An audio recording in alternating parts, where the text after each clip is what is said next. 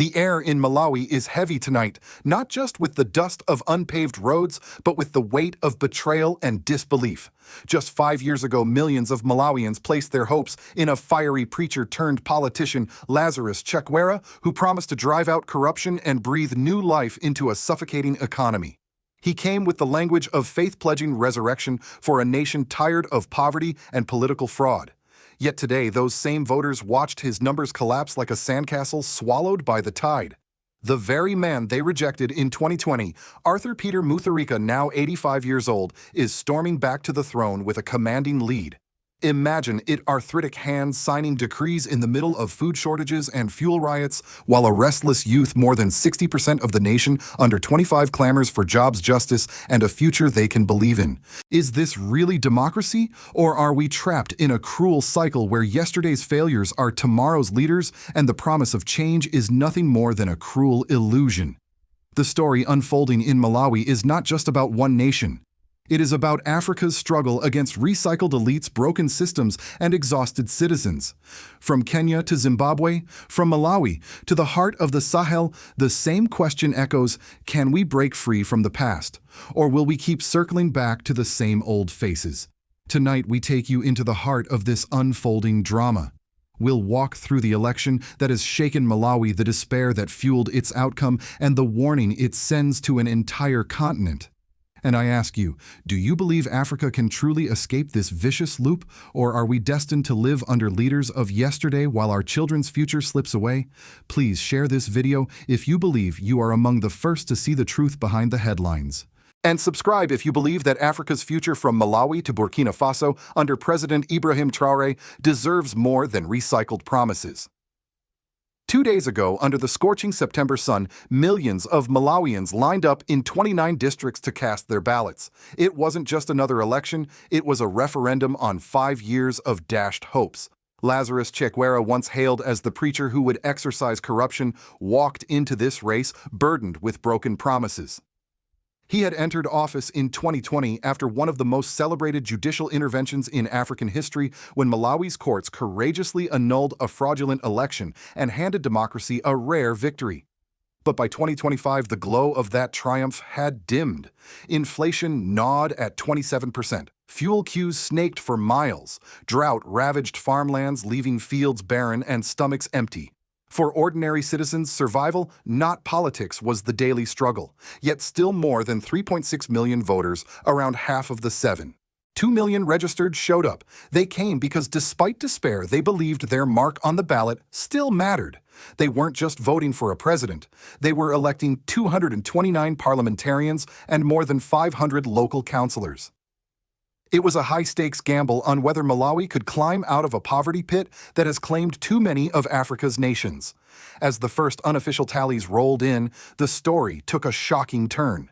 Verified results from 31 of 229 constituencies showed Arthur Peter Mutharika, the silver-haired relic ousted 5 years ago, racing far ahead.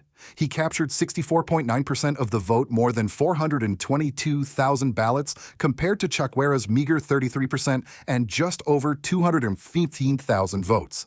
A third player, Ditto Kabambi, former Reserve Bank governor who campaigned against economic mismanagement, managed 6.3%. The numbers were not an accident. They reflected deep regional divides. In the south and east, rural communities battered by Chakwera's failed promises turned out in droves for Mutharika. In constituency after constituency, he racked up hundreds of votes at each polling station. Chakwera still held his central region base through loyalty to the Malawi Congress Party, but it was not enough to bridge the chasm. The image was unmistakable. A man in his mid-80s, once disgraced by accusations of ballot tampering and corruption, had become the vessel of people's frustration. Not because they adored him, but because they were exhausted by the alternative. For many voters, it was a choice between the devil they knew and the disappointment they could no longer bear. Polling stations across the country told a similar story. In Blantyre, the commercial capital, young voters expressed disbelief that their generation, more than 60% of the population under 25, was being asked to trust men nearly 4 times their age. In Lilongwe, citizens spoke of queuing not with joy, but with resignation. One farmer summed it up simply: "We don't expect change, but we cannot allow the same lies to continue." Technology played its role too. For the first time, Malawi introduced biometric voter verification devices and electronic transmission of results. The High Court had ruled these could be used, but only alongside manual tabulation to prevent fraud. While some glitches slowed the process, most stations operated peacefully. Observers from the African Union and European Union noted relative transparency, but cautioned that delays in final announcements could ignite unrest. By the second day, Human Rights Defenders Coalition marshals were already mobilizing youth to guard tally centers, determined to prevent a repeat of 2019's infamous Tipex elections. Social media lit up. X, formerly Twitter, buzzed with real-time updates from Mzuzu, Lilongwe, and Theolo. Citizens refused to let results be hidden behind bureaucratic silence. This was the scene: a battered economy, a weary people, and a shocking resurgence of an old face. On paper, the numbers made sense. In reality, they revealed a deeper tragedy: that Malawi's democracy, once hailed as a beacon, had become a cycle of exhaustion. The shock came not just in the numbers, but in the symbolism. Arthur Peter Mutharika, at 85 years old, wasn't supposed to be the future of Malawi. He was supposed to be a fading chapter, a relic of the past. Yet as tally sheets piled up, his name surged with the momentum of inevitability. The picture was surreal. A nation where 2 out of 3 citizens are under 25 was now poised to hand power back to a man old enough to be their great-grandfather.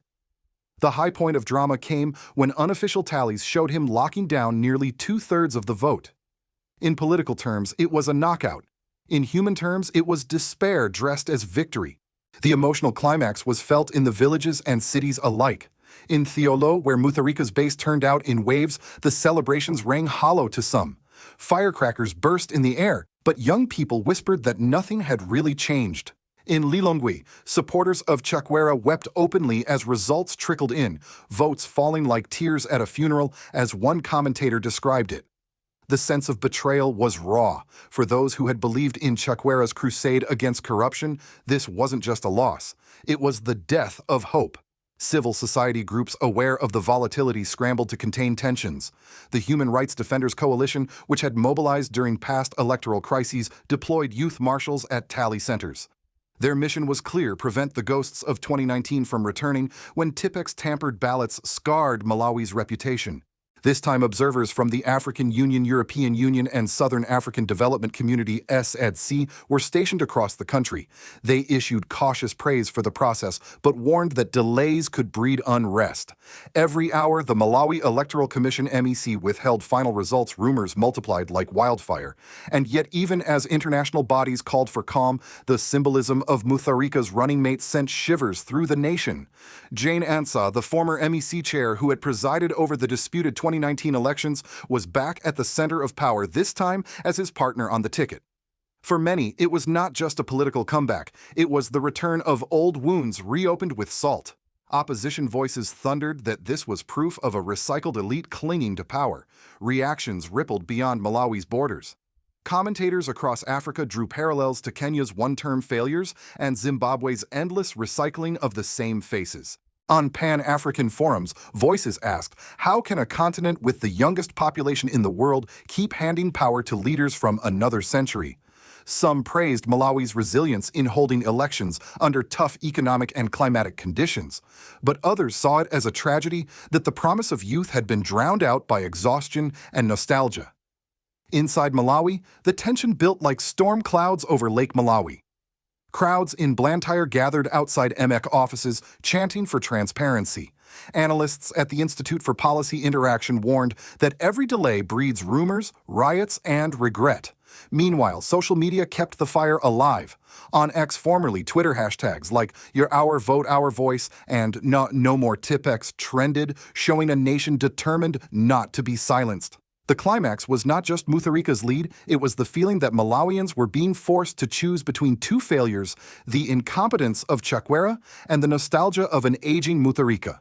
It was a pendulum swing driven not by vision but by fatigue. And in that moment, Africa watched a democratic process turn into a horror show of recycled power. This was the breaking point. The high drama of Malawi's election, the return of a man long thought finished the fall of a pastor who once embodied hope, and the roar of a people caught in the loop of their own exhaustion. When the dust of the ballot settles, the true weight of an election is measured not only in numbers, but in the lives it reshapes. For Malawians, the immediate consequences are written across everyday struggles. Inflation still hovers at nearly 30%. Fuel shortages continue to choke businesses and transport. The scars of last year's drought remain visible in barren fields and empty granaries.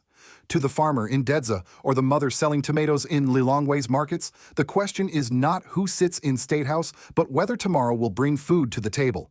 And here lies the civil tragedy. The return of Arthur Peter Mutharika offers no guarantee of relief, only the recycled policies of yesterday. Politically, the election has fractured the nation's sense of progress. Chakwera's defeat represents not just the fall of one man, but the collapse of a promise. His 2020 victory had symbolized the rare triumph of judicial independence in Africa when the courts annulled a fraudulent result and reset the path of democracy. That spirit of renewal is now replaced by resignation. To many, it feels as if democracy itself has failed, not through stolen ballots this time, but through its inability to deliver tangible change. The youth are perhaps the greatest casualties. Over 60% of Malawians are under 25, yet their future is being decided by leaders twice or three times their age. For them, the cycle of power feels suffocating. They dream of jobs in technology, agriculture, or green industries, yet are handed a government dominated by elites who see politics as inheritance, not innovation. Street conversations echo with bitterness. We voted for change in 2020. We got speeches. Now we are asked to trust the past. The generational rift is deepening, and with it the risk of alienation from democratic processes altogether. Women, too, remain sidelined, despite being the backbone of Malawi's electorate. In this election, 57% of registered voters were female, yet only 22% of parliamentary candidates were women, and just one woman out of 17 sought the presidency. Mutharika's running mate Jane Ansa may appear to break the glass ceiling, but her association with the tainted 2019 elections makes her presence less a victory for gender equality than a reminder of recycled elites. The gap between women's participation as voters and as leaders remains a glaring wound on Malawi's democracy. Civil society and opposition groups now face a critical role. If MEC delays the official announcement or fails to ensure transparency, the risk of unrest is real. Malawi has lived this story before: delayed results, sparking rumors, sparking protests, spiraling into bloodshed. Already, watchdog organizations like the Human Rights Defenders Coalition have warned that credibility must not be compromised. International observers agree, noting that every hour of silence adds fuel to distrust. The political consequence, therefore, is twofold: a government that may lack legitimacy in the eyes of its youth, and a democratic culture weakened by fatigue. Instead of renewal, Malawi finds itself circling back, reinforcing the perception that elections are not instruments of change, but rituals of survival. At the heart of it all lies a sobering truth: without structural reform, economic, political, and generational, the people of Malawi will continue to vote in desperation, not inspiration. And when democracy becomes little more than a desperate gamble, its very foundations tremble. From Washington to Brussels, the news out of Malawi has been met with polite statements of concern and encouragement for transparency. The United States, long a partner in Malawi's development programs, has refrained from outright criticism, but cannot ignore the symbolism. To American analysts, the return of Arthur Peter Mutharika at 85 is less about Malawi's choice and more about the continent's recurring dilemma. How does Africa, with the youngest population on Earth, keep recycling leaders from its past? For Washington, the fear is not instability alone. It is the gradual erosion of faith in democracy, which undermines decades of U.S. foreign policy messaging in Africa. The broader Western media has framed Malawi's vote as part of a global trend. From Joe Biden in America to aging leaders in Europe and Africa, a pattern emerges: electorates settling for older figures when younger generations fail to break through. But the African context is sharper. Here, it is not just about age, it is about sovereignty, survival, and the unfinished legacy of colonialism. Malawi, once celebrated for annulling fraudulent elections in 2020, now appears trapped in the same loop that cripples countries like Kenya and Zimbabwe citizens, choosing between fatigue and nostalgia rather than genuine vision. For African regional bodies, the election is a litmus test. The Southern African Development Community, SADC, which sent observers, has emphasized legal frameworks and transparency, but shied away from confronting the deeper issue, the absence of generational transition. The African Union, too, faces pressure. If Malawi, once hailed as a democratic model, slides into resignation politics, what message does that send to youths in Burkina Faso, Mali, or Ghana who are demanding change with louder and louder voices? Globally, investors are also watching. Malawi's economy, already weighed down by debt and climate shocks, now faces questions of credibility. Will a Mutharika presidency inspire confidence, or will it be seen as a return to the very era marked by electoral manipulation and stalled reforms? For multinational corporations, the risk is instability. For African entrepreneurs, the risk is disillusionment, an environment where innovation is stifled by recycled governance. In the U.S. foreign policy debate, Malawi is unlikely to dominate headlines. Yet, for those who pay attention, it fits into a larger puzzle. Washington's concern is that when democracy consistently fails to deliver, Africans may turn instead to alternative models, whether authoritarian development states or populist strongmen promising sovereignty at any cost. Leaders like Burkina Faso's Ibrahim Traore, who speak of independence from Western institutions, gain traction precisely because elections like Malawi's reveal the cracks in the Western-backed democratic model. The world's reaction, therefore, is not only about Malawi. It is about Africa's direction in the decades to come. Will the continent continue to recycle the same old faces, reinforcing cynicism, or will it nurture a new generation of leaders who embody the aspirations of its youth for the United States, Europe, and even emerging powers like China and Russia? The answer matters not just for Malawi, but for the balance of global influence in Africa. Malawi's election is more than a local headline. It is a mirror reflecting Africa's broader struggle. 5 years ago, the nation stood as a beacon when its courts overturned fraud and gave democracy a second wind. Today, that beacon flickers, dimmed by the return of a leader once cast aside. This is not simply about one man's comeback. It is about the fatigue of a people forced to choose between broken promises and faded memories. It is about the dangerous illusion that change can come from recycling the past. The warning is clear. When democracy fails to deliver food on the table, jobs for the young, and dignity for the poor, it becomes hollow theater. Citizens lose faith, youth turn away, and instability grows. Malawi is not alone in this. From Kenya's streets to Zimbabwe's polling stations, from West Africa to the Sahel, the cycle repeats: exhausted electorates, recycled elites, promises that fade into dust. Unless something changes, elections will cease to be moments of hope and instead become rituals of resignation. But there is another possibility. Malawi's pain can serve as a wake-up call. It can remind Africa that the ballot box must not only be free, it must be meaningful. It must deliver leaders who see beyond age, beyond patronage, beyond the old boys club. Leaders who harness the energy of a continent where the majority are under 25, who invest in agroecology, digital innovation, and education, who stand firm against foreign manipulation and protect the sovereignty of their people. This is where figures like Burkina Faso's Ibrahim Traore capture global attention. His insistence on self-reliance, his challenge to Western models, his calls for African unity, these resonate precisely because too many elections like Malawi's reveal the emptiness of politics as usual. The question is whether Africa will embrace that spirit of renewal or sink deeper into cycles of exhaustion. And so I leave you with this: can Africa truly trust recycled leaders to chart the course for a young continent? Or is it time to demand a new generation with the courage to break free from history's loop? If you believe that truth matters more than the headlines, subscribe to this channel. Share this video if you feel you are among the first to understand the stakes behind Malawi's election and the future of Africa's democracy. Let your voice be part of a movement that refuses to settle for yesterday's failures, because Africa deserves better, and together we can demand it.